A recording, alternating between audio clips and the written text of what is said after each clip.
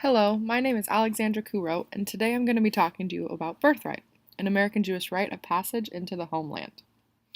For my research project, I wanted to do an in-depth project on what birthright is and what it means to the American Jew.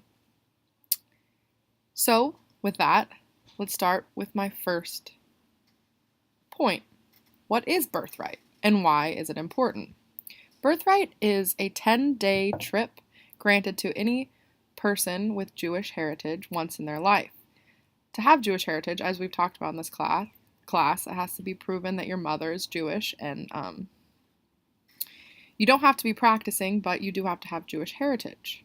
So, if you meet these criteria, you can apply for your 10-day trip to Israel. And it is free, all paid for by donors and the Israeli government. That brings me to my next point.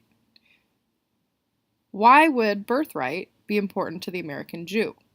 There's three main reasons that I've kind of come up with through my research. Number one, it's a connection with Israel. Number two, it leads to a more connection to Jewish history as well as the Jewish religion. And number three, it creates a stronger sense of Jewish identity for your young American Jew. All these three things combined make the 10-day trip to Israel super important and imperative to the growing Jewish American. Number one, in learning about their history, their heritage, and also connecting to Israel, as well as religious and holy sites that are present in Israel. Next, I'm going to be talking about the ethnographic approach that I took to this project, in which I interviewed a University of Oregon student named Kearney Newman, who participated in her birthright trip this past summer.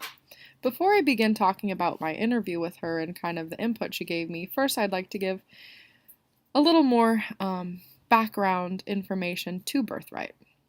So the number of participants from outside of Israel was more than 220,000. The number of Israelis who have participated in birthright is 40,000. The dollar spent on trips is 500 million. The number of countries from which participants hail is 51. The only continent without participants is Antarctica. The number of participants in the first year was 10,000, and the number of participants expected this year is 25,000. So it's a very important rite of passage that many young Jews take part in as a rite of passage and also as a way to connect to the homeland and to their Jewish heritage. Now, when I interviewed Kearney, number one, she had an amazing time, and she's so glad that she went on her birthright trip because it did help her connect more to her Jewish heritage. She became more connected with the history and the religion and the laws of Judaism, and she herself found a stronger sense of Jewish identity through going on this trip.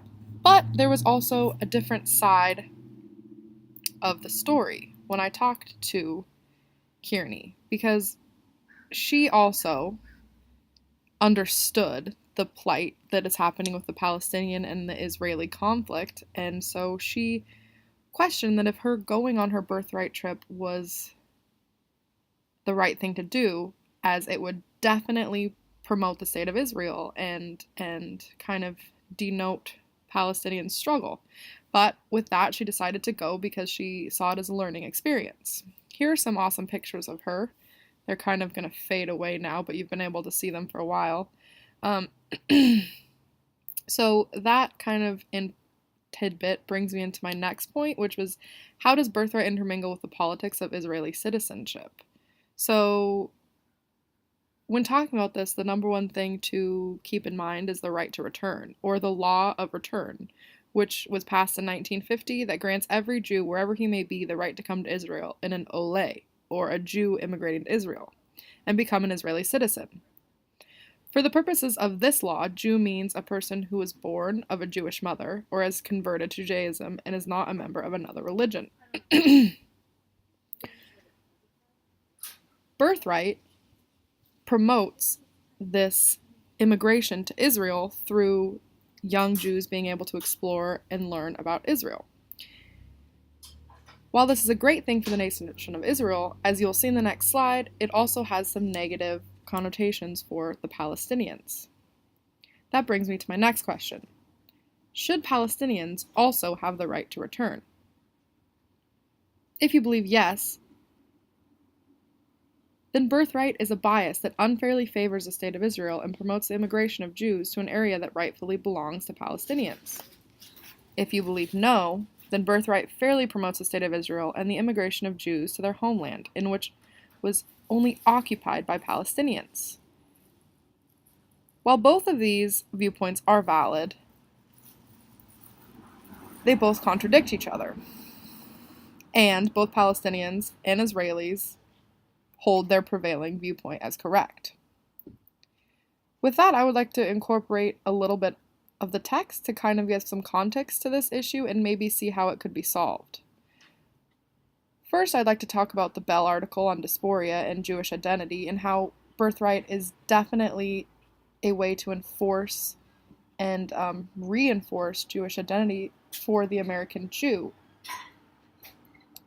So, in an age where Jews are kind of lost in America in this kind of limbo where they're American but they're Jewish and they don't really know how to affiliate, going on birthright can really solidify, like it did for Kearney, this Jewishness, this connection to Israel. Next, I would like to kind of touch on the Levy and Snyder article on cosmopolitan memory and the treatment and reflection of the other, as I believe that this could both help Palestinians and Israelis to understand and validate each other. If they both recognize and understand their past and the past horrors that have happened to them, maybe they can come to a common narrative in which both are validated and peace can be reached. Also, I think that birthright promotes cosmopolitan memory by both making American Jews and Jews that visit Israel through birthright reflect on the Holocaust and also on the ongoing war between Palestine and Israel. So, in conclusion, birthright is a gift given to any Jew in the world, and although it has special significance and importance for the American Jew in creating American Jewish identity, its political biases can be seen to both spur unfair policies against Palestinians while promoting immigration to Israel that may not be just. So, one final question that I have for all of you is, what side of the wall are you on in regards to birthright?